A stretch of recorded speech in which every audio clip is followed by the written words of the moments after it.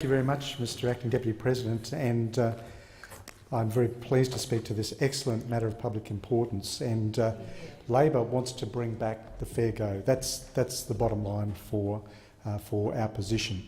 Whereas the government are doing nothing to make this country more equal.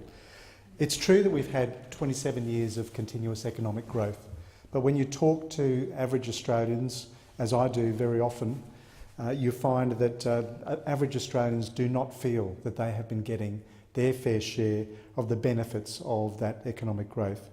I do a lot of door knocking, and when you talk to people on their front doorstep, they know something's wrong with our system. They know that their company profits are going quite well, that companies are doing quite well, but when it comes to the wages of ordinary working people, there's something wrong with our system. We know that those opposite have ripped billions of dollars out of school budgets and hospitals across the country. They prioritise tax cuts for the top end of town, their big business mates and the big banks, over everyday working Australians. And we have a bigger, better and fairer tax plan to ensure that the benefits of Australia's unprecedented economic growth flow through to everyone in our country, not just the privileged few.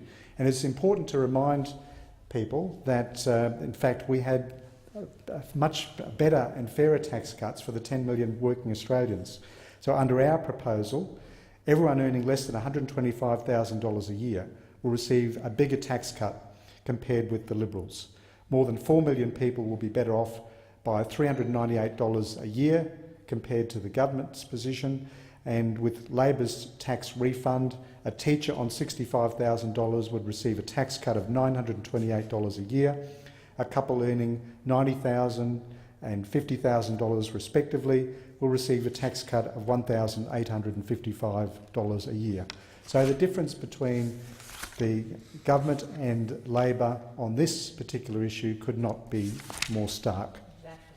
When it comes to cracking down on corporate tax dodgers, it's really interesting that the recent settlement that the Australian Taxation Office achieved with BHP of $529 million in relation to their transfer pricing arrangements was actually done under laws that the Coalition voted against.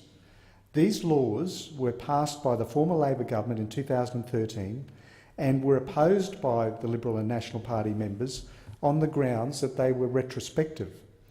So really, Mr Morrison and Mr Frydenberg owe the Australian people an apology, because if they had their way, the budget would be millions of dollars worse off. These laws were also used in the 2017 Chevron judgment handed down by the High Court, which saw $340 million added to the budget bottom line. So the government will pursue the mythology that they're cracking down on tax loopholes, but in reality the hard work has already been done by the previous Labor government. Now, under this coalition government, debt is rising faster than it did during the global financial crisis, and it does gall me somewhat to hear Senator O'Sullivan talk about a debt in the way that he did, because it's quite clear that this government has blown net debt out by double. So it really is, they've got quite a nerve to raise this particular issue.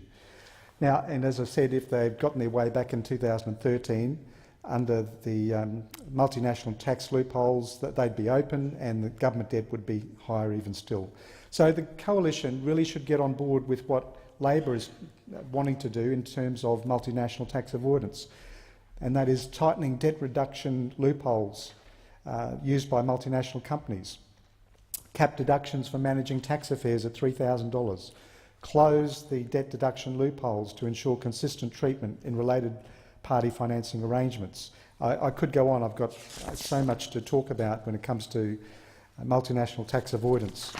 But in conclusion, we have a strong reform agenda. We have the policies.